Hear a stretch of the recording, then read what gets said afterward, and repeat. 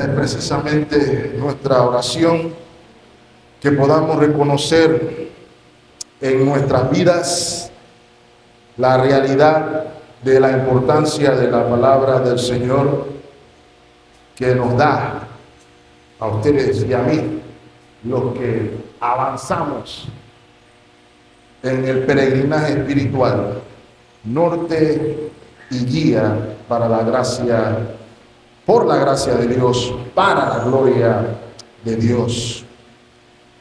Rogamos, como siempre, que nos disponemos a pararnos con temor y temblor delante del pueblo de Dios, a exponer la palabra del Señor, que Él y solo Él sea exaltado, que Él conceda salvación por su palabra, que Él nos conceda aprecio por la soberanía de su nombre, por la soberanía de su poder, que nos conceda un aprecio precioso por su victoria en la cruz del Calvario.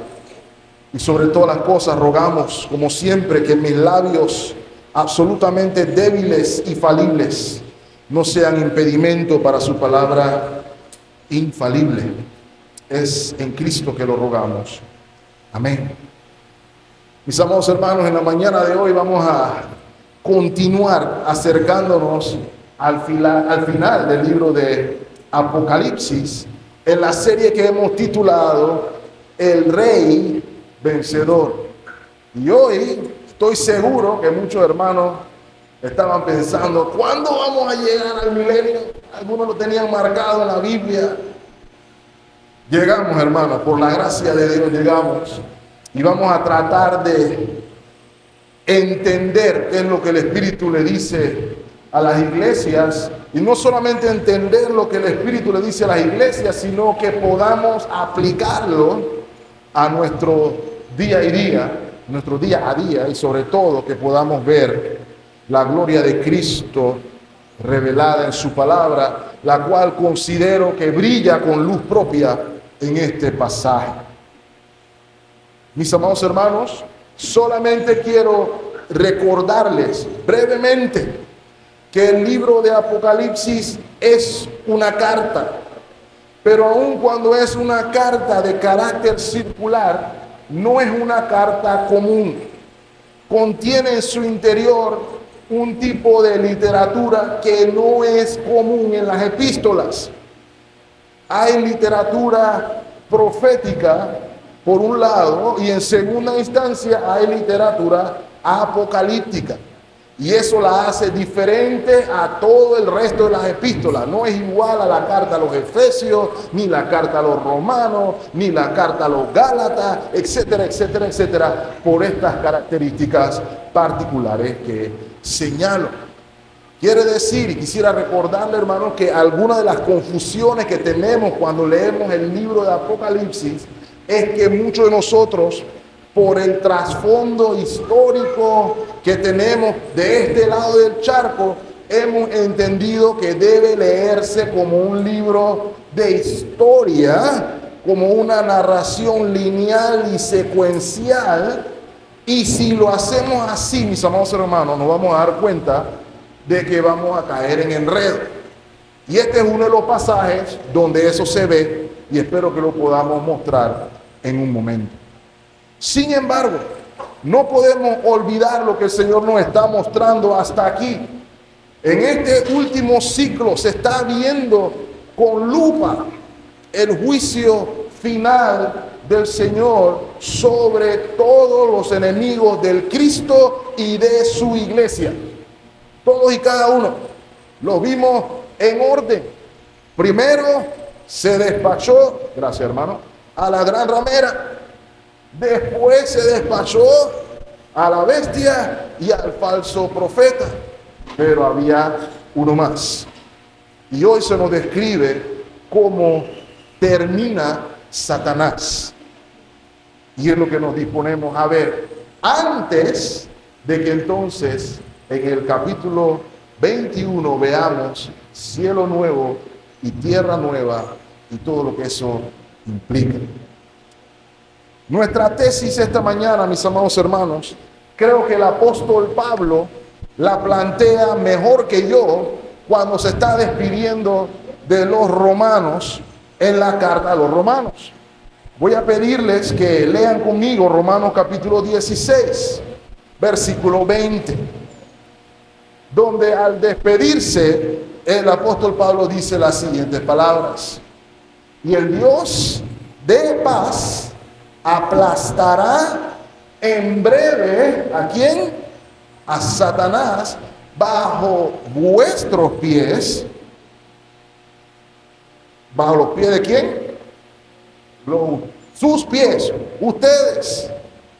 Y dice: la gracia de nuestro Señor Jesucristo sea con vosotros. Esa es la tesis que plantea este texto. Al final de la era, al final de la dispensación de los tiempos, al final de la historia de la redención, Cristo aplastará a Satanás ante su pueblo, que en unión con él reina y juzga en su vindicación para la gloria de Dios al final de un milenio. Esa es nuestra tesis esta mañana. Y se van a dar cuenta, mis amados hermanos, que este milenio es el factor que interrelaciona a todos los personajes de Apocalipsis capítulo 20 que Juan vio. Y por eso titulamos el mensaje de esta mañana: el dragón, los redimidos y el milenio. ¿Qué tienen en común el dragón y los redimidos? El milenio. Así que el texto nos dice que todas estas personas tienen una relación con ese periodo de 1000 años, que por cierto solamente se describe en esta porción de la Biblia. Así que lo vamos a ver en 3 puntos, porque el pasaje, si se dieron cuenta, se divide en 3 porciones. La primera, el dragón y el milenio. Eso lo vemos en los versículos del 1 al 3. La segunda, vemos a los redimidos y el milenio. Y eso lo vemos en los versos del 4 al 6. Aun cuando se ven paralelos, ambas cosas suceden temporalmente al mismo tiempo, y lo vamos a ver en un momento. Y tercero, se nos muestra al dragón al final del milenio, y eso lo observamos en los versos del 7 al 10. Y quisiera, como trato de acostumbrar, hermanos, que podamos entonces aplicar lo que vamos a aprender aquí, o las verdades que sacamos de aquí, podamos aplicarlas a nuestro día a día. Así que sin más preámbulos, hermanos, vamos a ver la primera interrelación con el milenio: el dragón y el milenio, en los versos del 1 al 3. Y como ya mencioné, mis amados hermanos, vamos a partir de la premisa de que este es uno de los pasajes más debatidos a lo largo de la historia, la bonita del mundo, amén, de la cristiandad. Se han escrito ríos de tinta, y nos vamos a dar cuenta que hay 3 entendimientos fundamentales acerca de esta porción del texto.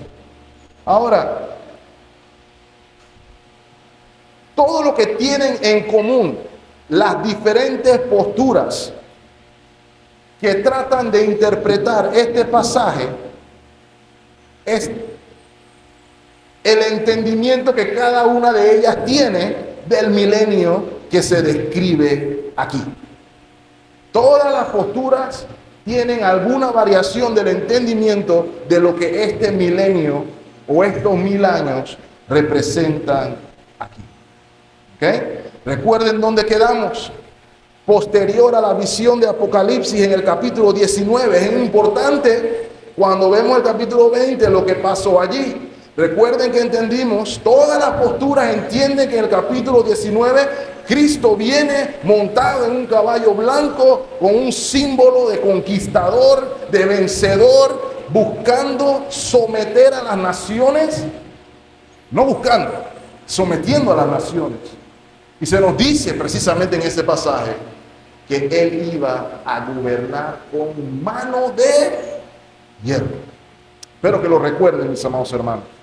Ahora, al concluir esta visión, el capítulo 20 inicia con una frase que tiende a anunciarnos que va a iniciar otra. ¿Ok? Vi a un ángel que descendía del cielo, versículo 1, con la llave del abismo y una gran cadena en la mano. Y prendió al dragón, la serpiente antigua, que es el diablo y Satanás, y lo ató. ¿Por cuánto tiempo, hermanos? 1000 años. Versículo 3. Y lo arrojó al abismo y lo encerró y puso un sello sobre él. Muy importante el versículo 3, para que no engañase más a las naciones hasta que fuesen cumplidos 1000 años. Y después de esto debe ser desatado por un poco de tiempo. Esa es la primera porción. Mis amados hermanos, si puso atención, usted se da cuenta que aquí se nos está dando una narración de una operación de orden divino de captura.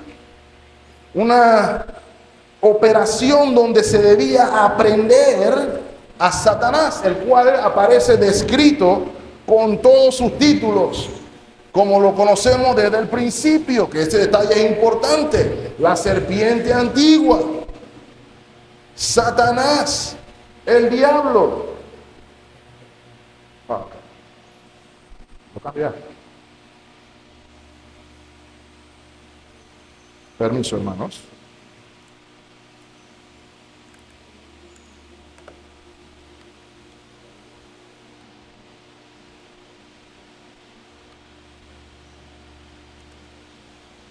Probando. ¿Cómo me escucho ahora? Ahora, hermanos. Oh, me fui. Ahora, hermanos. ¿Qué se nos está tratando de hacer énfasis aquí, mis amados hermanos? La palabra diablo tiene como significado adversario. Satanás es el primer enemigo de la humanidad. Y eso es lo que significa la palabra diablo. Es nuestro acusador. Es nuestro engañador.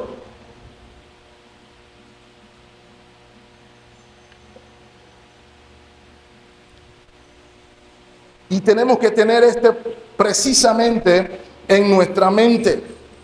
Pero también se nos dice que es esta misma persona la cual se nos describe desde el capítulo 12 en adelante de Apocalipsis como el dragón.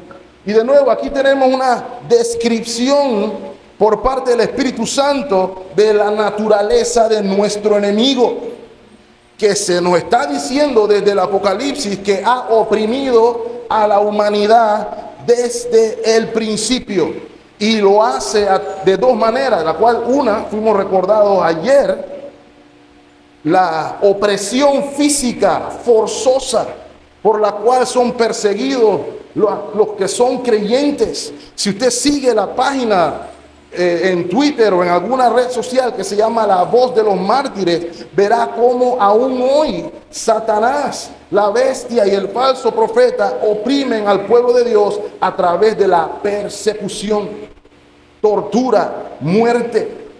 El otro método que utiliza Satanás es el de la seducción, el engaño de hacernos pensar que se puede vivir la vida bien sin Dios, que podemos hacer objeto de nuestra adoración cualquier cosa que no sea Dios y estar bien. Ese es el engaño y la seducción que encontramos. El engaño y la seducción del dinero, el engaño y la seducción de la fama, las cuales son instrumentos de nuestro enemigo para desviarnos de la verdad. Nosotros podemos recordar las 7 iglesias del Apocalipsis, las cuales representan precisamente todo lo que he dicho con respecto a la operación de Satanás. Ahora, el resto de la visión de Juan nos permite observar que la aprehensión de Satanás tiene carácter temporal. ¿Cuánto tiempo estará preso Satanás? 1000 años. Y después de los 1000 años, dice la palabra, será suelto. ¿Ok? Y algunos dirían, ¿por qué tendrían que soltarlo después? Y la respuesta es que ya Juan nos dijo, pero lo vamos a ver en un momento más. Lo otro que se llama la atención son los objetos de la aprehensión, ¿cierto? Porque baja un ángel del cielo con una llave en la mano y con una cadena en la otra. La llave es la llave del abismo. Y ya deberíamos estar familiarizados con el concepto abismo en Apocalipsis. La palabra comunica un lugar profundo, un lugar de profundidad insondable, pudiéramos decir. En algunos contextos se refiere a las profundidades de las aguas. Y en el Antiguo Testamento se hace referencia, por ejemplo, a que el dragón es una criatura que sale precisamente de las profundidades de las aguas. Vimos en capítulo 13 de dónde salió el falso, la bestia, perdón. Sale, según Apocalipsis 13, del mar o del abismo. Esa es la razón, mis amados hermanos, porque entendemos en Apocalipsis 21 que se dice que hay cielo nuevo y tierra nueva, y se nos dice que no va a haber más mar. Y uno dirá, pero Señor, está bravo con el mar, no quieres playa, todos amamos la playa. El punto es que el mar aquí es símbolo de la morada de los muertos, o en este contexto particular es sinónimo de la morada de los demonios y Satanás. Esa es la prisión del inframundo, lo pudiéramos decir de esa manera. Es el lugar donde son recluidos los demonios. ¿Se acuerdan, por ejemplo, en Lucas 8:31, cuando estaba el endemoniado Gadareno y el Señor está echando fuera esos demonios? En el versículo 31 de Lucas 8, los demonios están diciendo, le estaban rogando al Señor que no lo mandase al abismo. No querían saber del abismo. Es la prisión del inframundo. Ahora, ¿por qué esta visión está aquí? Porque esta llave, a diferencia de lo que piensan algunos hermanos, tiene un carácter simbólico, porque tiene o promulga el carácter indicativo de que este lugar está bajo el control del que es dueño de la llave. El que es dueño de la llave abre y cierra el abismo como quiere. Vimos por allá atrás, si no me equivoco, en el capítulo 12, si no me equivoco, que la llave se abre, se usa para abrir el abismo y salen entes demoníacos a torturar a los hombres. Lo vimos por allá atrás. Ese es el contexto que se nos está tratando de dar aquí. Y el punto aquí es, mis amados hermanos, ¿quién es el dueño de la llave? Y el dueño de la llave es nuestro Señor Jesucristo. Y eso lo vimos por allá atrás también en el capítulo 1, versículo 18, cuando el Señor se presenta y dice, yo soy el que estuve muerto y ahora vive. Y dice el versículo 18, y tengo las llaves, ¿de dónde? De la muerte y del Hades. Es lo que se nos está describiendo aquí. Y ya de por sí tenemos la primera lección, ¿cierto? Que Dios en Cristo es soberano aún sobre todas las huestes del abismo. Cuando usted estaba pelado y veía la película del exorcista y todas estas cuestiones que la gente ve a la tipa que se le da la vuelta del cuello y todo lo demás. Mi esposo estaba haciendo remembranza el otro día de la película. Me acordé del pasaje porque cada una de estas películas pone a Satanás como que si Dios no tuviera la llave. Hay un pobre pastor ahí gritándole al diablo y el diablo riéndose en la cara, como que si Dios no tuviera la llave. Pero la Biblia, Apocalipsis nos muestra, Él tiene la llave del Hades y de la muerte. Todos los demonios están bajo el control soberano de Dios.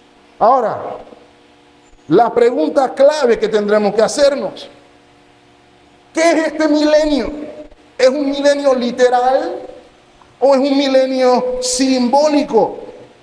Y la segunda pregunta que tendríamos que responder es: ¿cuándo se da este milenio? ¿Es antes de Apocalipsis 19 o después de Apocalipsis 19? Y aquí es donde está el enredo, hermanos, porque hay tres posturas. La más común de este lado del charco es la que se conoce como el premilenialismo, donde se entiende que el milenio es algo que se va a dar en el futuro cuando Cristo regrese o después de que Cristo regrese. Y se entiende que son 1000 años literales. Y después que se acaban esos 1000 años literales, Cristo regresa. ¿Ok? Y la razón que esto se entiende así es que para los hermanos que sostienen esta postura de manera muy loable, de manera muy noble, entienden de que la Biblia se tiene que entender en el sentido natural de su significado primero. Y todos podemos decir a eso, amén. Ellos consideran que los que se suscriben a la postura que yo me suscribo, que es la que voy a citar como la última, cometemos un error al utilizar demasiados símbolos, porque yo puedo hacer que los símbolos signifiquen lo que yo quiero. Esa es la acusación que nos hacen algunos hermanos en el amor de Cristo. Sin embargo, como mencioné al inicio, esa acusación no toma en consideración el hecho del género literario de los escritos bíblicos. Tenemos los salmos. Ahí se escribe en letra que muchas veces busca producir emociones y se utiliza hipérbole, por ejemplo. No siempre se entiende literal.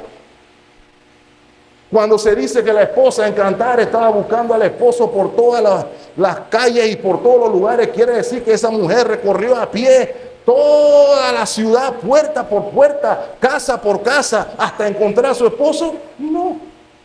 Es una imagen que se nos está diciendo el sentimiento de búsqueda que tenía ella para encontrar a su esposo. Hipérbole. ¿Ok? Lo mismo sucede con libros como Daniel, lenguaje apocalíptico. Había 3 bestias, 4 bestias, una con cara de oso, una con pie de leopardo y toda esta clase de cosas. La intención no es que viéramos y dibujáramos esa imagen, sino que tenían un significado simbólico. Y Daniel no lo dice. Lo mismo sucede con el Apocalipsis y lo vemos hasta aquí. Los números y los símbolos tienen un significado simbólico. Voy a ponerle un ejemplo. Dijimos que en Apocalipsis 19 vino Cristo y subyugó a las naciones. Pero en Apocalipsis 20 vemos que las naciones aparecen de nuevo. O fueron subyugadas las naciones en Apocalipsis 19, o no fueron sometidas en Apocalipsis 19. Y la pregunta es, si fueron sometidas en Apocalipsis 19, estamos diciendo que Cristo, el gobernador del mundo, estando aquí en 100 años o 1000 años literales, porque eso es lo que se entiende, en 1000 años literales, permite que se le forme otra rebelión. Ahí encontramos algo problemático. Pero eso sucede porque se entiende que Apocalipsis 20 viene seguido de Apocalipsis 19. El postmilenialismo es la siguiente postura.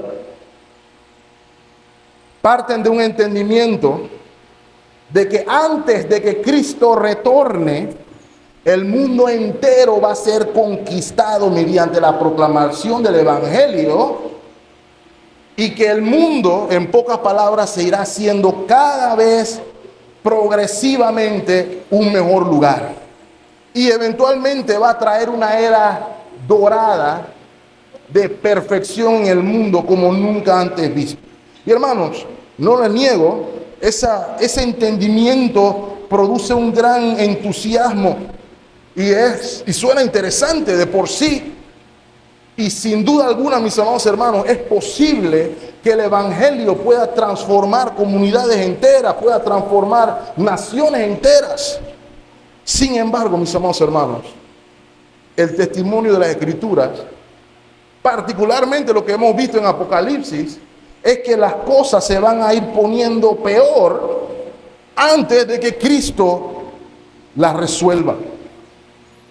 De hecho, mis amados hermanos, nuestro texto nos dice que luego de los 1000 años que tiene que pasar, Satanás tiene que ser suelto. Y él no va a ser suelto para que todas las cosas se pongan bonitas y agradables y el mundo sea el lugar placentero que todo el mundo sueña, sino que viene precisamente para continuar haciendo lo que estaba haciendo cuando lo amarraron.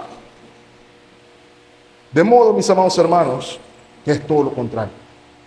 Ahora, nosotros nos suscribimos, como estudiamos ya hace un par de años atrás, a la postura que se conoce como el amilenialismo. El término literal significa que no hay milenio. Sin embargo, no quiere decir que los amilenialistas no creen en el milenio, sino que entienden que el milenio no está por venir en el futuro, sino que ya comenzó, ya se inauguró, ya estamos en él. Por eso otro nombre es la postura del milenio inaugurado. ¿Ok? Y que ese periodo de 1000 años no son 1000 años literales, sino que son 1000 años representativos del periodo particular, en lo que hemos visto desde el principio, entre la primera y la segunda venida de nuestro Señor Jesucristo.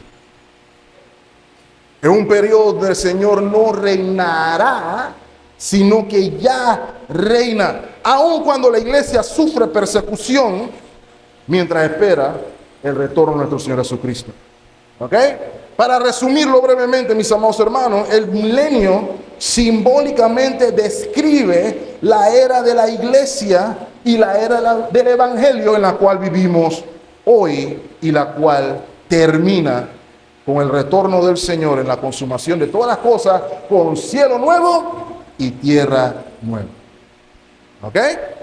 Así que para nosotros ya estamos en el milenio. Y voy a explicar por qué en un momento. Pero hay una tercera pregunta entonces. ¿Qué es lo que implica que Satanás esté atado? Porque los amigos premilenialistas nos acusan de, por ejemplo, decir, bueno, eso que ustedes dicen de que Satanás está atado, ¿cómo Satanás está atado? Y mira todo lo que está pasando en el mundo. ¿Cómo tú me vas a decir a mí que Satanás está atado y el mundo está hecho un caos? Es una válida pregunta, a lo cual, por lo menos humildemente de esta postura, damos dos respuestas. La primera, se está presuponiendo que Satanás es el único culpable del mal del mundo. Y no se toma en consideración nuestro propio pecado y nuestras propias concupiscencias que contribuyen a que el mundo esté como esté. Yo sé que tenemos la tendencia a decir que todo es la culpa del diablo y el espíritu del egoísmo y el espíritu de la mentira y el espíritu de la maldad. Pero hermano, el diablo no tiene la culpa de todo. El espíritu del egoísmo es que usted es egoísta. El espíritu de la mentira es que usted es mentiroso. Y así sucesivamente. No culpemos a Satanás de lo que él no tiene culpa, porque él ya tiene suficiente con lo que vemos aquí. ¿Ok? Lo segundo que hay que reconocer, mis amados hermanos, es que Juan mismo nos dice en el versículo 3 cuál es el propósito de la atadura. Satanás está restringido para impedir el engaño de las naciones. Punto. Eso es todo lo que se le tiene restringido. ¿Quiere decir eso que Satanás no se puede mover? ¿Quiere decir que Satanás no puede tentar a los hermanos? ¿Quiere decir que Satanás no puede atacar a la iglesia? No. Solo lo que Juan nos está diciendo aquí es que él va a ser atado para restringirlo de seguir engañando a la nación. ¿Ok? ¿Cuál es el mejor ejemplo que usted puede utilizar? Si usted tiene uno de esos pitbull, que a mucha gente les gusta, a mí no, usted lo tiene amarrado, usted se siente seguro porque el dueño lo tiene agarrado, ¿cierto? Pero ¿cómo se siente usted cuando ese pitbull no está amarrado? Yo he visto que esos perros se comen hasta niños, ¿ok? ¿Cuál es la diferencia? Que está atado, sigue siendo igual de peligroso, pero no tiene el mismo alcance, llega hasta donde la cadena le permite.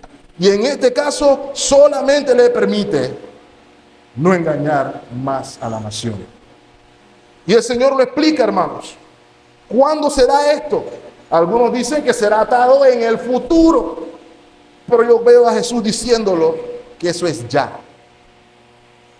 Juan capítulo 12, versículo 31. Dice el Señor: en el futuro será el juicio de este mundo, y en el futuro el príncipe de este mundo será echado fuera. ¿Es lo que dice su versión? Ahora, cuando él ya estaba caminando aquí. Y miren el principio que el Señor está dando. Lucas capítulo 11, versículo 20. ¿Se acuerdan que los fariseos estaban diciendo: este echa fuera a los demonios en el espíritu de Belcebú? Lucas 11, 20 dice el Señor: mas si por el dedo de Dios echo yo fuera a los demonios, ¿qué significa? Ciertamente el reino de Dios llegará en un futuro lejano, después de 1000 años. No, significa que ya el reino de Dios llegó a ustedes. Versículo 21, y noten el principio a entender aquí. Cuando el hombre fuerte, armado, cuida su palacio, en paz está todo lo que posee. Él no tiene ningún problema porque él es un hombre fuerte. Pero miren, versículo 22. Cuando viene otro más fuerte que él y le vence, le quita todas sus armas en que confiaba y reparte el botín. Ese es el principio. ¿Quién es el hombre fuerte aquí? Satanás. ¿Quién es el hombre más fuerte? Cristo, que vino y lo venció. ¿Quiénes eran el botín, hermano? Usted y yo, que estábamos oprimidos por el hombre fuerte, hasta que el hombre más fuerte nos liberta de la opresión. ¿Dónde? En el milenio. Cristo lo venció en la cruz del Calvario. Colosenses 2:15 nos dice que lo venció y lo exhibió públicamente en la cruz del Calvario. Mis amados hermanos, todo esto lo digo para evidenciar la poderosa soberanía de Dios en la salvación. Mis amados hermanos, Cristo no vino nada más a hacer la salvación posible. Voy a ver si logro con este esfuerzo salvar a uno que dos. No, Él vino a hacer la realidad tangible, la salvación. Por ejemplo, según de Tesalonicenses 2, capítulo 9, donde se habla del hombre inicuo. Dice el versículo 9 que el hombre inicuo, su advenimiento es por obra de ¿quién? De Satanás, que con gran poder y señales y prodigios mentirosos, el versículo 10, y con todo engaño de iniquidad, para los que se pierden. ¿Y se pierden por qué? Por cuanto no recibieron el amor de la verdad para ser salvos. ¿Lo ve ahí? Versículo 11. Por eso Dios les envía un poder engañoso para que crean las mentiras. Sabe Dios lo que son suyos, y Él vino a salvar un pueblo, no a ver si salvaba un pueblo. De hecho, Mateo 24 enseña, por ejemplo, que se levantarán falsos cristos y falsos profetas y harán grandes señales y prodigios en los últimos días, de tal manera que engañarán, note, si fuere posible, aún a los escogidos. ¿Cuál es el énfasis aquí? Que a los escogidos no. ¿Y por qué no? La razón es sencilla. Porque el dueño de la llave tiene a Satanás atado. Porque el hombre fuerte fue vencido y no puede engañar a las naciones por 1000 años. Esa es la razón, mis amados hermanos. Y esa es la relación que tiene Satanás con el milenio, lo cual tiene implicaciones profundas para nosotros. Pero permítame brevemente avanzar antes de verlas al segundo principio de relación, los redimidos y el milenio. Porque mientras Satanás está preso por 1000 años, otra cosa sucede por 1000 años. Versículo 4. Vi tronos y se sentaron sobre ellos los que recibieron la facultad de juzgar, y vi las almas de los decapitados por causa del testimonio de Jesús y por la palabra de Dios, los que no habían adorado a la bestia ni a su imagen, y que no recibieron la marca en su frente ni en sus manos, y vivieron y reinaron con Cristo 1000 años. Ese pasaje es un problema. Versículo 5. Pero los otros muertos no volvieron a vivir hasta que se cumplieron, ¿cuánto tiempo? 1000 años. Y esta es la primera resurrección. Versículo 6. Bienaventurado, dichoso, feliz y santo o separado o escogido aquel que tiene parte en la primera resurrección. La segunda muerte no tiene potestad sobre ellos, sino que serán sacerdotes de Dios y de Cristo y reinarán con él 1000 años. ¿Cuál es la relación de los redimidos con el milenio? Ahora, hermanos, la primera pregunta que nos tenemos que hacer es: ¿dónde están los tronos? Si usted vio la película Dejados Atrás de Kirk Cameron, la 1, la 2, la 3, la que sea, si leyó la novela, usted probablemente pensará que esos tronos están en Tierra Santa, porque en Tierra Santa es donde Jesús llega, y allá en Jerusalén Jesús hace su templo, y en el templo están los 12 tronos alrededor y está la gente sentada ahí, y desde ahí Cristo está gobernando políticamente el mundo. Ese es el entendimiento que se tiene de esta perspectiva. Sin embargo, la Biblia nos está diciendo aquí dos cosas. La primera, ya hemos leído casi todo el libro de Apocalipsis, y la palabra tronos, cada vez que la hemos visto, ¿dónde están los tronos? En el cielo. Todas las veces que hemos visto la palabra trono en Apocalipsis, los tronos están en el cielo. Ese es lo primero. Lo segundo que debemos observar aquí es que aquellos que Juan ve son cuerpos glorificados. ¿Ve cuerpos humanos? ¿Qué es lo que ve Juan? Almas. Y vi las almas de los decapitados por causa del testimonio de Jesús y por la palabra de Dios. Ahora, ¿saben cuál es el problema aquí? De nuevo, como mencioné, si las naciones son juzgadas en el capítulo 19 y Cristo viene, ¿por qué hay naciones rebeldes en el capítulo 20? ¿Y por qué siguen existiendo naciones? Porque este es un concepto importante, mis amados hermanos. Este concepto que nosotros tenemos de naciones, de pueblos, de países, no es un concepto de la creación, es un concepto de juicio. ¿Cuándo comenzaron a existir las naciones? ¿Se acuerdan, mis amados hermanos? Génesis capítulo 11. ¿Con qué evento? La Torre de Babel. Porque los hombres querían llegar hasta el cielo como un solo hombre, pero había una sola nación. Y Dios dijo, ¿Y cuál fue el juicio? Tú vas a hablar esto, tú vas a hablar esto, tú vas a hablar esto, tú vas a hablar esto, y ahí tenemos la nación. O sea que se nos está diciendo desde la perspectiva premilenialista de que vamos a volver al concepto de naciones. Cuando leímos en el Salmo hace un momento, bienaventurada la nación cuyo Dios es Jehová, compuesto por el pueblo que Dios escogió para sí. Hay una diferencia abismal.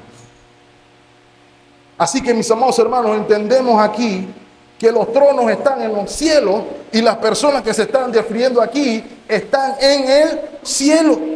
Y los tronos aquí nos están mostrando lo que son, un símbolo de autoridad.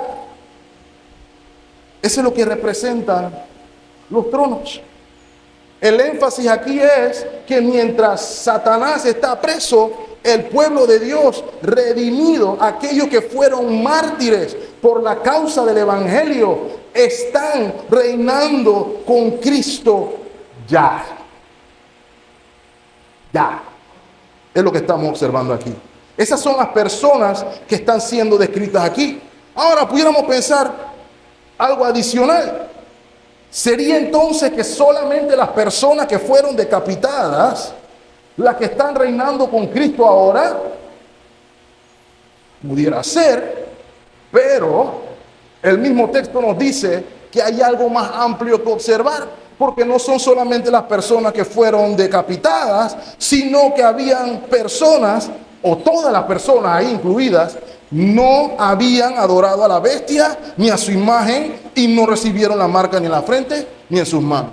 Quiere decir que probablemente alguien no fue decapitado, murió de otra manera, pero no adoró a la bestia a su imagen, también está ahí.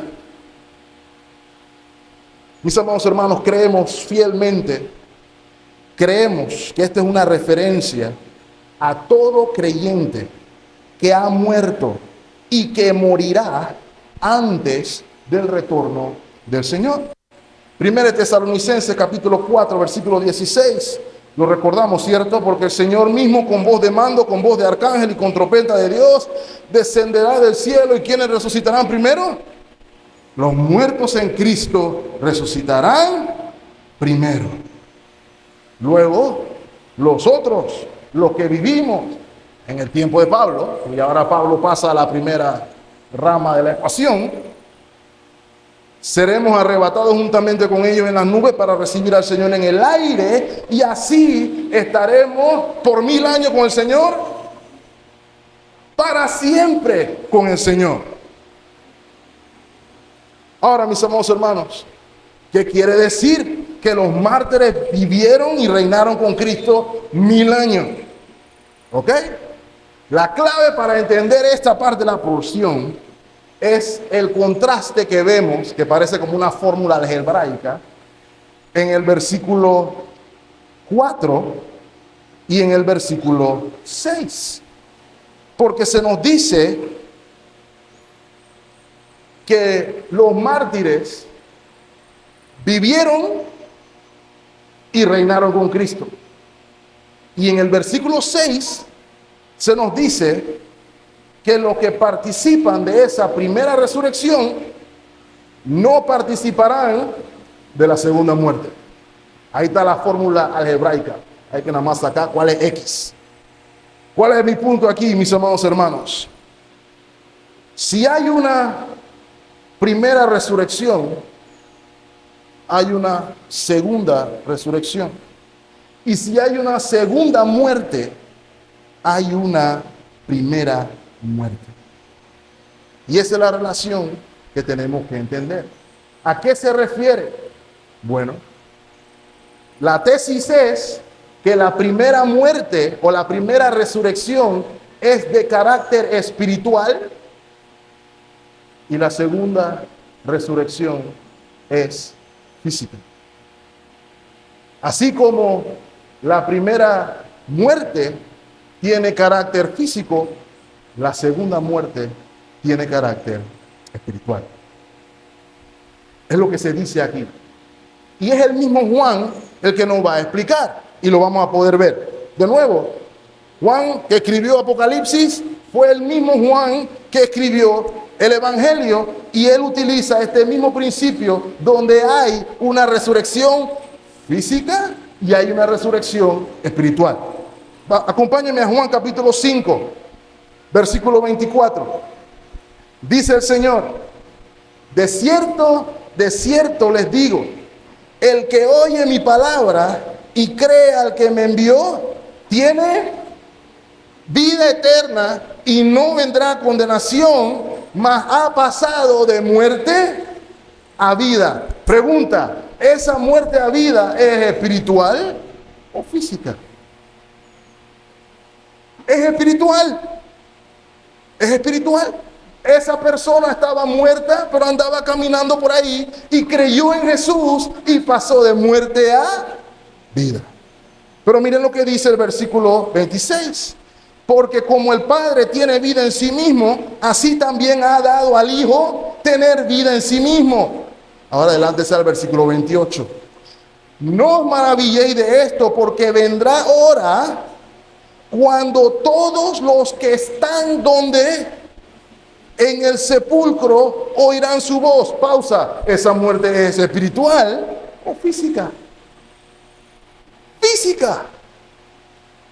29. Miren, y lo que hicieron lo bueno saldrán a resurrección de vida, mas lo que hicieron lo malo saldrán a resurrección de condenación. En ese mismo pasaje están los dos conceptos del que Juan está hablando en Apocalipsis capítulo 20. Nosotros proponemos, mis amados hermanos, de que aquellos santos que vivieron están ahora reinando con Cristo por haber sido partícipes de esta primera resurrección. La nueva vida de la cual usted y yo somos partícipes por el poder espíritu que nos sacó de muerte a vida. ¿Lo ve ahí? Mire cómo lo pone el apóstol Pablo, por ejemplo. Aún estando nosotros muertos en pecado, en Efesios 2, capítulo 5. ¿Cómo estábamos? Muertos en pecado. ¿Eso es físico o espiritual? Eso es espiritual. Nos dio vida juntamente con Cristo. Por gracia sois salvos. Y juntamente con Él nos resucitó. Y note, así mismo nos hizo sentar ¿dónde? ¿Dónde están sentados los mártires, hermano? En lugares celestiales con Cristo, reinando con Cristo. Versículo 7, para mostrar en los siglos venideros las abundantes riquezas de su gracia en su bondad para con nosotros en Cristo Jesús. Mis amados hermanos, hay dos planos en esta realidad, sin duda alguna. El primero, en el cual todos los creyentes que hemos sido partícipes de la primera resurrección por la gloriosa resurrección o regeneración del Espíritu Santo y estamos en unión espiritual con Cristo, aún hoy ya espiritualmente estamos sentados en lugares celestes. Este es un plano, pero en el otro plano, mis amados hermanos, es en el que todos nuestros hermanos y hermanas ausentes en el cuerpo están presentes con Cristo ahora mismo en su presencia, reinando con Él. Ya.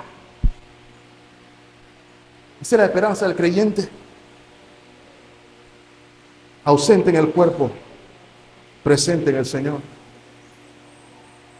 Siendo partícipe de la obra del Señor en unión con Él.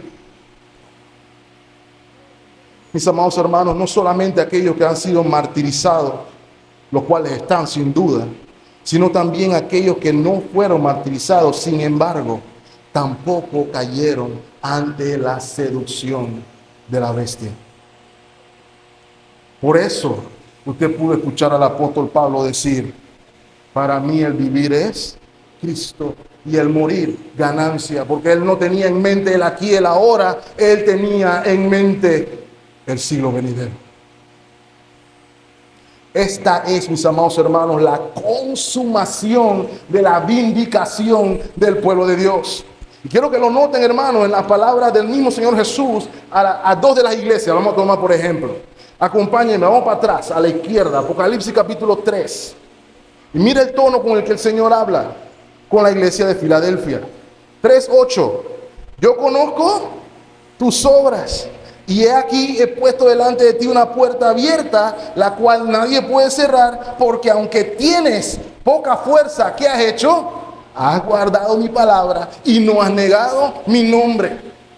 Lo mismo que nos está diciendo Apocalipsis capítulo 20, versículo 9. He aquí, note, yo entrego a la sinagoga de Satanás a los que se dicen ser judíos y no lo son, sino que mienten. Noten, he aquí, yo haré que vengan y que hagan, hermanos, se postren. El postrarse es una señal de sumisión, de humillación, de reconocer que estas personas están puestas por encima de mí y van a reconocer que yo te he amado.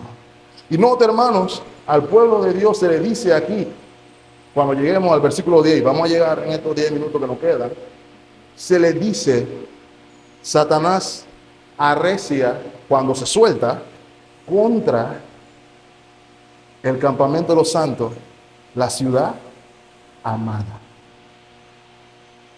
Esta es la última vindicación.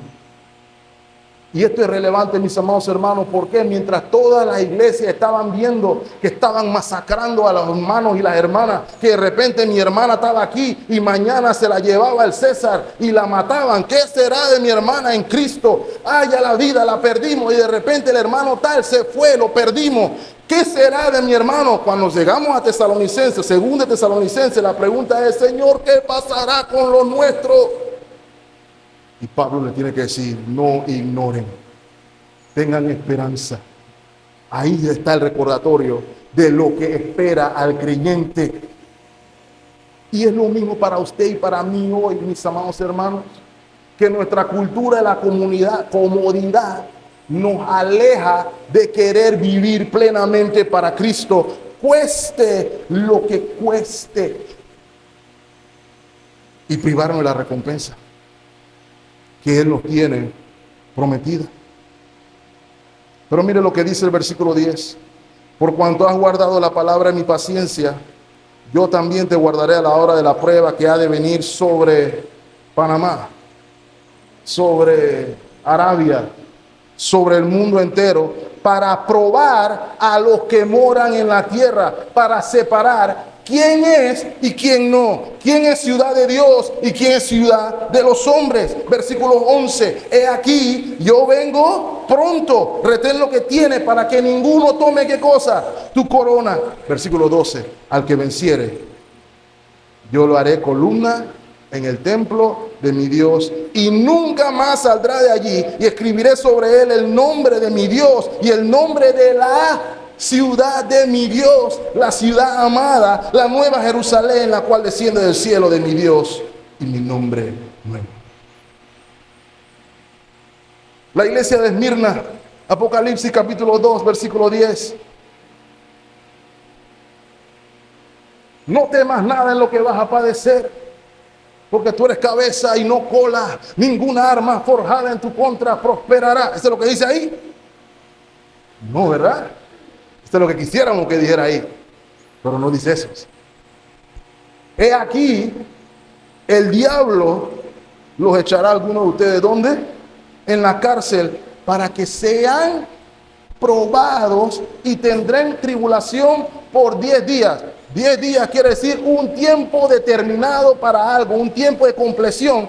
Y 1000 años son 10 por, hagan la tabla de matemáticas y sacarán la suprema completación de un periodo de tiempo. ¿Cuál es el llamado? Sé fiel hasta la muerte y yo te daré la corona de la vida. Versículo 11, el que tiene oído, oiga lo que el Espíritu dice a la iglesia. El que venciere no sufrirá el daño de la segunda muerte. Apocalipsis 26. ¿Lo ven ahí, mis amados hermanos? Si participo de la primera resurrección, no participo de la segunda resurrección, o la segunda muerte, perdón. No tiene poder sobre mí. Y vamos a ver la segunda muerte en versículo 11 al final, porque ahí se ve el problemón de la segunda muerte, mis amados hermanos, en el juicio del gran trono blanco. Nadie quiere estar ahí, hermano, porque se van a abrir los libros. Pero eso es la otra semana, tiene que venir para que vea la otra semana. Mis amados hermanos, note cómo el pre-reformador John Huss habla del sufrimiento. No soy un soñador, pero mantengo por cierto que la imagen de Cristo nunca se borrará. Tengo por cierto que la imagen de Cristo no será borrada jamás. Ellos, sus enemigos, han querido destruirla, pero será nuevamente pintada en los corazones por unos predicadores que valdrán más que yo. La nación que ama a Cristo se regocijará en esto, y yo, al despertar de entre los muertos y resucitando, por así decirlo, de la tumba, voy a saltar con alegría. Esa es la convicción de alguien antes de la reforma. ¿Y saben por qué él está hablando así? ¿Saben cómo murió John Hus? Como él estaba escribiendo libros en contra de Roma, lo llamaron: hermano, mira, tiene que borrar todos esos libros y tiene que decir lo que te estamos diciendo que digas, aunque no sea verdad. Ese no es tu problema, para que te vaya bien. ¿Y saben qué dijo John Hus? Me van a quemar a mí, pero va a venir otro. Y así sucesivamente. El punto es que lo prendieron fuego y lo mataron. Y él sabía que imprimiendo o traduciendo la Biblia al lenguaje común para que gente como usted y como yo tuviéramos la Biblia en la mano, le podía costar la vida. Aún así lo hizo. ¿Por qué? Por esa convicción. Igual que la dejó. Yo sé que mi Redentor vive y con él me levantaré del polvo. Tenemos esa convicción, mis amados hermanos, porque eso nos da una nueva perspectiva del sufrimiento que usted y yo experimentamos. Nosotros no vemos un instrumento de la gloria de Dios, el sufrimiento que por la providencia de Dios tengamos que pasar, cualquiera que sea. Pero ese sufrimiento, cualquiera que sea, mis amados hermanos, es instrumento que trae gloria a Dios y de alguna manera acerca el cumplimiento del plan de redención. Nos hace más cercanos a la imagen de Cristo. Puede ser la herramienta que Dios utiliza para traer a otros a Cristo.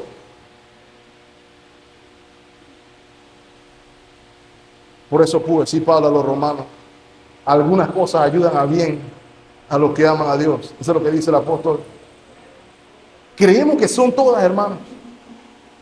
Todas las cosas ayudan a bien a los que aman a Dios y conforme a su propósito son llamados.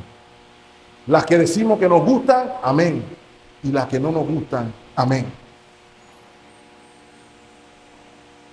Finalmente, hermanos, la última relación es el dragón al final del milenio. Porque vimos entonces que el milenio es temporal. Mientras Satanás está atado, los santos redimidos reinan con Cristo, aquellos que han sufrido muerte por el evangelio y los que se han mantenido fieles al evangelio, aquellos familiares, seres queridos que mantuvieron la lucha hasta el final, corrieron hasta el final, mantuvieron la fe, están reinando con Cristo ahora hasta que Él venga. Pero el milenio se va a acabar. Y el milenio se acaba cuando Cristo venga. Y algo va a suceder cuando Cristo venga. Versículo 7, cuando se cumplan los 1000 años, Satanás será suelto de su prisión y saldrá a hacer precisamente lo que le restringieron a hacer. Versículo 8, y saldrá a engañar a las naciones que están en los 4 ángulos de la tierra. Eso es símbolo de toda la tierra. Gog y Magog, y ahí todo el mundo comienza a sacar la calculadora. Ese es Rusia, no, ese es China, no, ese es este país o el otro país. No es ningún país. A veces decimos cualquier país que ataque a Israel, ese es Gog y ese es Magog. No, no, eso no es lo que está diciendo Juan aquí.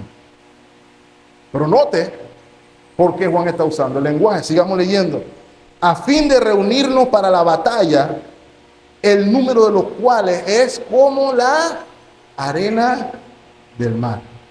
Mis amados hermanos, eso de la arena del mar tiene doble significado, porque el primero nos dice que son bucos, rantan, pocotón de gente, como nos dice nuestro léxico, y lo segundo es que tiene influencia con Satanás. ¿De dónde sale la bestia y de dónde sale el falso profeta? Recuerden, y vio Juan que se paró en la arena y salió del mar la bestia y el falso profeta y todo lo demás. Todo este recordatorio, hermanos, de que estas batallas vienen precisamente por el engaño de Satanás. Versículo 9. Y subieron sobre la anchura de la tierra y rodearon el campamento de los santos y la ciudad amada, y de Dios descendió fuego del cielo y los consumió. Se acabó la guerra. Versículo 10. El diablo que los engañaba fue lanzado en el lago de fuego y azufre, donde estaban la bestia y el falso profeta, y serán atormentados día y noche por los siglos de los siglos. ¿Ok? ¿Qué quiere decir esto brevemente, mis amados hermanos? Aquí se nos está dando más detalle. Se nos está dando otra perspectiva del mismo evento que vimos hace semanas atrás. Por ejemplo, Apocalipsis capítulo 16, versículo 13, cuando vimos la sexta copa de la ira, la sexta. Y vi salir de la boca de ¿quién? Del dragón. ¿Y de la boca de quién? De la bestia. ¿Y de la boca de quién? Del falso profeta. Tres espíritus inmundos a manera de mujeres. ¿Se acuerdan? Pues son espíritus de demonios que hacen señales y van a los reyes de la tierra en todo el mundo para reunirnos a la batalla de aquel día del gran Dios Todopoderoso. No es que en Apocalipsis 20 hay otro día de otra batalla. Es la misma batalla de Armagedón, solamente que la estamos viendo desde otra perspectiva. La cámara cambió. Vamos a hacerle zoom. Es lo que está pasando aquí. Es la misma batalla la que se nos están describiendo aquí. Porque nada más hay un gran día del Dios Todopoderoso. Y es el día final. Versículo 15. He aquí yo vengo como ladrón, bienaventurado el que vela y guarda su ropa para que no ande desnudo y vean su vergüenza. Versículo 16, lo que vemos paralelo al versículo 20, Satanás es liberado para reunir a la gente para la gran batalla. ¿Y lo reunió dónde? En el lugar, en hebreo se llama Armagedón. ¿Ok? Entonces, ¿por qué se utiliza Gog y Magog? No vamos a tener tiempo hoy, pero lo exhorto que vaya a su casa y lea Ezequiel capítulo 38 y Ezequiel capítulo 39. Todo esto se refiere precisamente a la batalla de Gog y Magog. ¿Y cuál es el punto? Que la batalla era en contra del pueblo de Israel. Gog y Magog buscaban exterminar de la faz de la tierra al pueblo de Israel. Y Dios dijo, así como lo está diciendo aquí, eso no va. Yo mismo me voy a encargar que eso no sea así, porque Dios es el libertador de la ciudad amada. Las puertas del Hades no pueden prevalecer contra su pueblo. Esa es la premisa. Ahora, miren por ejemplo Ezequiel 38:9. Y subirás tú, eso es Gog. Y de nuevo, no es Rusia, pero verá. Subirás tú y vendrás como tempestad, como nublado para cubrir la tierra. Serás tú y todas tus tropas y muchos pueblos contigo. Adelante está el versículo 16. Y subirás contra quién? Contra mi pueblo Israel, como nublado para cubrir la tierra. Será al cabo de los días y te traeré sobre mi tierra para que las naciones me conozcan cuando sea santificado Dios en ti, oh Gog, delante de tus ojos. ¿Lo ven ahí? ¿Qué es lo que está haciendo Juan con esta visión? Él está aplicándole un alcance universal. Porque eso que Dios hizo con la ciudad de Gog y Magog es lo que cuando venga Cristo hará con Satanás y todas sus huestes que se van a tratar de plantar engañados por Satanás una vez más para tratar de destruir al pueblo de Dios. Y en ese momento, hermano, se acabó todo. Se acabó todo.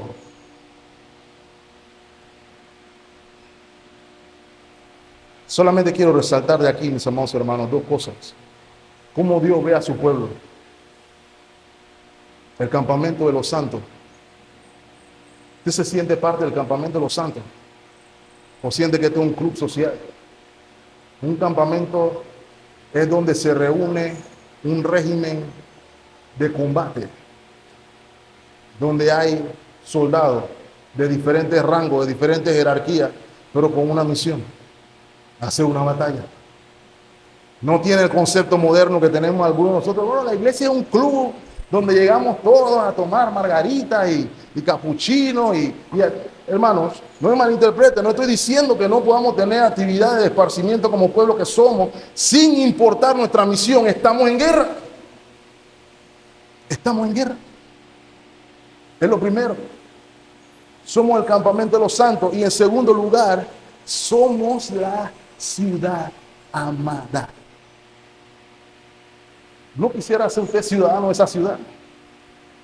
Si usted le dice, mira, múdate aquí, esta ciudad que estoy promoviendo está construida y está financiada por el magnate Eugene Rose, donde participan y quiere que vivan como millonarios todas las personas que están aquí ahora. ¿Quién de usted diría, yo no voy para allá, yo estoy aquí tranquilo en este barrio donde yo estoy? Yo no quiero saber de eso, porque yo quisiera ir para allá. No, pero el hermano Eugene los ama tanto que en esta ciudad de los amados por el hermano Eugene van a tenerlo todo y no le va a faltar absolutamente nada. Alguno de ustedes diría, no, igual yo estoy mejor aquí. ¿Quién dijo que yo necesito todo? Yo no necesito todo. Yo estoy bien con que me falten algunas cosas. ¿Quién diría algo así? Es lo que Dios está diciendo aquí. Ser miembro de la ciudad amada implica que eres el objeto del amor del creador del mundo, el cual con amor y para la alabanza de la gloria de su gracia te quiere inundar de todos los bienes que vienen de tener comunión con Él. ¿Por qué no quieres ser parte de esa ciudad? ¿Qué te están ofreciendo en el otro lado que te hace sentir que estás mejor? Me voy a callar con 2 puntos de aplicación, porque la historia es muy bonita, hermanos. Veo cómo tenía que traer ánimo a los hermanos en persecución, que habían perdido a 1 o a 2 compañeros de batalla, y saber que Juan le está diciendo, yo lo vi, él está reinando con Cristo ahora. Y aquel hermano o hermana que perdió ese ser querido por la gracia o por la obra de Cristo, encontró ánimo: yo voy a ser el siguiente. Es lo mismo para usted y para mí. Yo encontré gozo, hermano, porque voy a ver a mi papá de nuevo. Él está ahí reinando con Cristo. Yo quiero estar ahí. Yo estoy seguro que usted tiene un familiar o alguien que vivió por y para Cristo. Él está reinando con Cristo. ¿Quiere verlo? Por eso, mis amados hermanos, voy a ser repetitivo hasta que terminemos Apocalipsis. Hoy es el día de salvación. Hay ideas foráneas por allí. Los católicos dicen que, bueno, puede que te mueras sin Cristo, pero en el purgatorio te sacamos de ahí. Eso no es el concepto bíblico,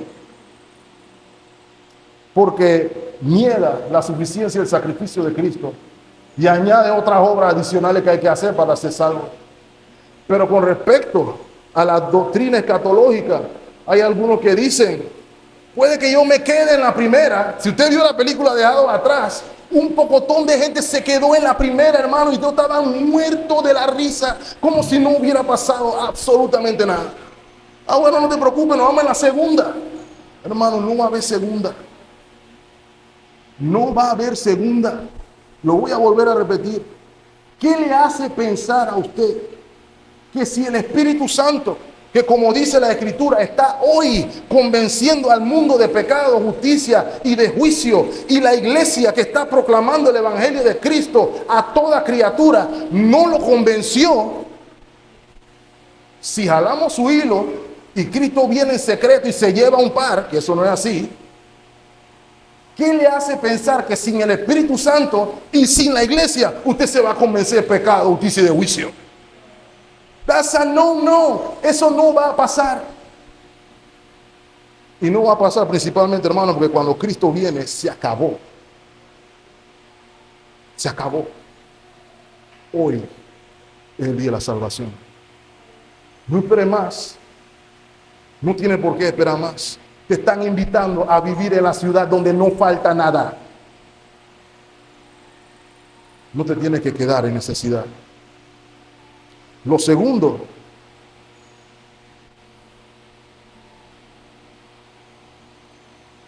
rechazar la ciudad amada es decir que tú lo puedes hacer mejor por tu cuenta, que tú eres mejor independientemente. Yo no necesito a Dios, yo tengo mi propia justicia que me cubre, yo tengo mi propia santidad que es suficiente, yo soy autosuficiente. Y ya vimos esta mañana que no hay ninguna de tus obras te salva, todas tus obras te condenan, y es lo que vamos a ver en el juicio del trono blanco. Ahí va a llegar un pocotón de gente con bastante obra. Yo ayudé a la hermana a cruzar la calle, yo le regalé $5 al piedrero, le regalé 25 al otro, yo hice esto, yo les di mi servicio a alguien gratis, etcétera. Va a haber mucha gente diciendo eso, y el Señor va a estar diciendo: hey, I don't know who you are. Yo no sé quién eres tú. Apártate de mí, hacedor de maldad. Cristo te está invitando hoy para conocerlo. Cristo te está llamando hoy para que lo conozcas, para que te despojes de tu autosuficiencia y te vistas de la suficiencia de Cristo. Ven a Cristo hoy. No me importa si tienes 20 años en la iglesia. No me importa si tienes 30 años en la iglesia. Si no entendiste que la meta de tu existencia es comunión con Él, ven a Él hoy. Hoy es el día. Y hermano, me callo. Iglesia de Cristo, Templo Bautista de Colón, tenemos trabajo que hacer. Eso es lo que me está recordando este pasaje. El hombre fuerte está atado. ¿Qué quiere decir? Que el evangelio no tiene estorbo. Usted y yo no tenemos tiempo para jugar. Tenemos que salir a los montes y los collados a proclamar la historia de Cristo el Salvador. Tenemos que hablar con todo el mundo. Tenemos que decirle a todos la historia preciosa del gran amor de Cristo. Porque ahora se puede. El hombre fuerte está atado y la obra de la proclamación del evangelio no tiene estorbo. Satanás no está engañando más, porque donde está el reino de Dios no puede operar el reino de tinieblas. ¿Sabe cómo sé que es cierto? Porque usted se convirtió, porque yo me convertí. Si usted y yo nos convertimos es porque el hombre fuerte está atado y Dios nos permitió ver con claridad la luz del evangelio. Y Él todavía lo está haciendo hoy. Eso es lo que significa su nombre. Jesús significa Dios salva. ¿A quién salva? A su pueblo. Y todavía lo está haciendo a través de ¿quién? De los hombres y las mujeres que están dispuestas a tomar su cruz y seguirlo en la proclamación de la buena nueva. Si no lo hacemos, hermano, el Señor nos va a demandar responsabilidad, eso sí. Pero no nos podemos olvidar que Él también está en medio de la iglesia.